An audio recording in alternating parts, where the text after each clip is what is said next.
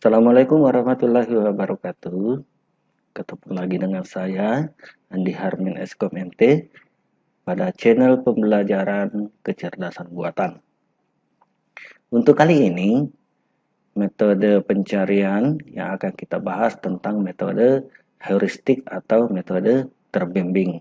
Sebelumnya, kita sudah membahas metode pencarian di video pembelajaran sebelumnya menggunakan metode blind search atau metode pencarian buta. Ada dua di situ yang saya bahas, yaitu breadth first search dan deep first search.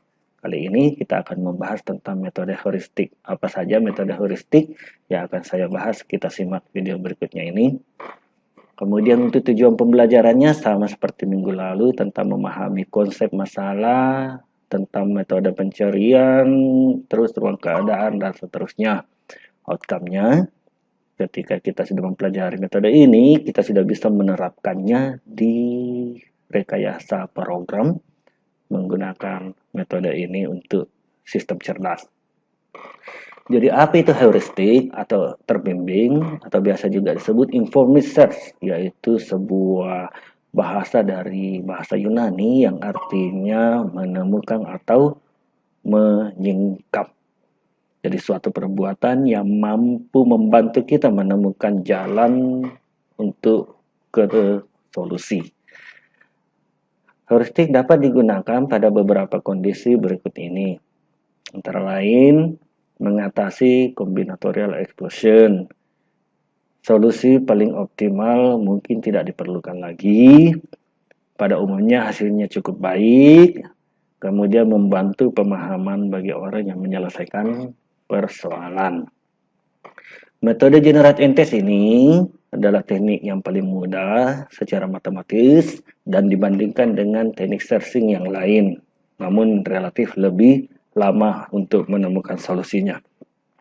Algoritmanya antara lain, langkah pertama bentuk solusi yang mungkin, kemudian lakukan tes untuk melihat apakah poin yang ditemui adalah solusi. Jika solusi sudah ditemukan, berhenti, tapi jika belum, kembali lagi ke langkah pertama. Nah, tentu ada kebaikan dan keburukan dari metode ini. Ya, penurunan solusi mungkin dilakukan secara sistematis, tapi cara terbaiknya adalah dengan menggunakan pohon pelacakan ataupun dengan menggunakan teknik the first search. Kita coba masuk ke implementasi penggunaan algoritma generate and test ini pada permasalahan penentuan rute terpendek. Asumsikan ini adalah sebuah peta yang bulat ini adalah node yang mewakili sebuah kota. Kota A ini asumsikan sebagai Makassar, merupakan kota asal, sementara Z ini adalah kota tujuan, misalkan kota Bone.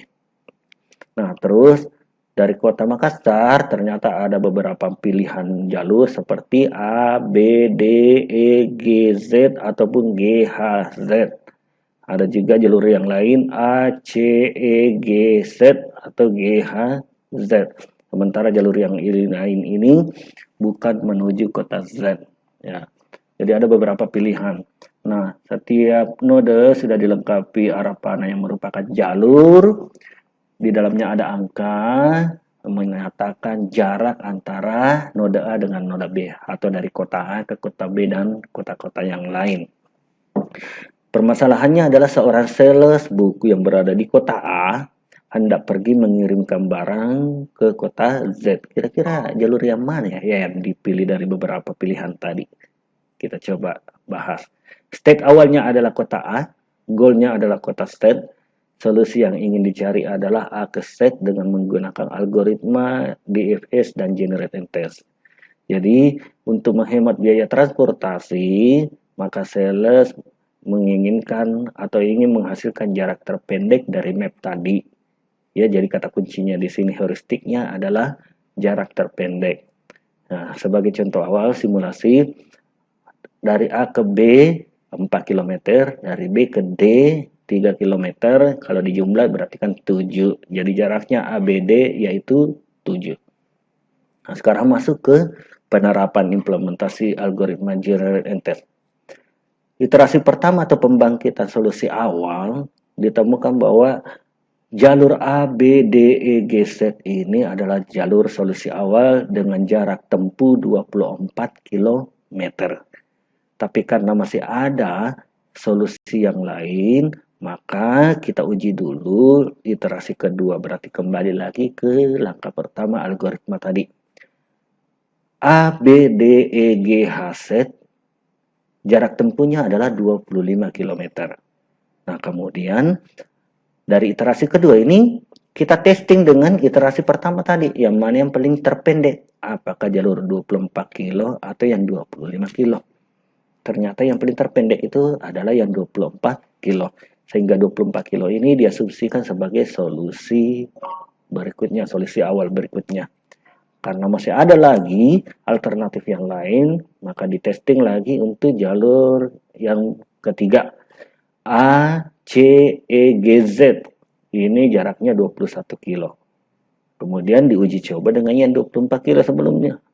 Ternyata yang paling terpendek adalah yang 21. Masih ada alternatif lainnya. A, C, E, G, H, Z. Ini jaraknya 23 km.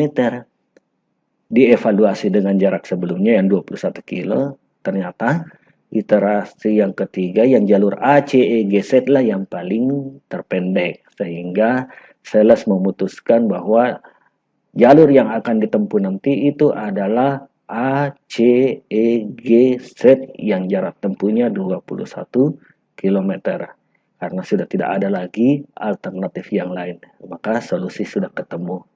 Ya, jadi secara matematis metode ini simple sekali, gampang sekali, cuma itu saja membutuhkan waktu untuk mengevaluasi dan menentukan solusinya. Kemudian metode yang lain namanya hill climbing. Ya, metode ini hampir sama dengan metode generate and test, cuma ada penambahan. Penambahannya itu di bagian evaluasi, ya, evaluasi state, ya, atau state evaluate. Nah, untuk penjelasan hill climbing nanti akan saya bahas di materi sebelumnya. Di slide ini sudah ada presentasi algoritmanya, nanti dibaca. Ini langkah-langkahnya juga. Ini adalah contohnya, ya. Kemudian untuk metode bersearch juga, bersearch juga ada, nanti dibaca saja ya. Ya, langkah-langkahnya ini saya cukup tekankan saja di satu metode tadi, generate and test, supaya bisa dipelajari. Ya, jadi materinya seperti itu dulu. Tetap semangat belajar, tetap sehat, semoga ilmunya bermanfaat. Sekian dan terima kasih. Sampai jumpa di materi berikutnya. Assalamualaikum warahmatullahi wabarakatuh.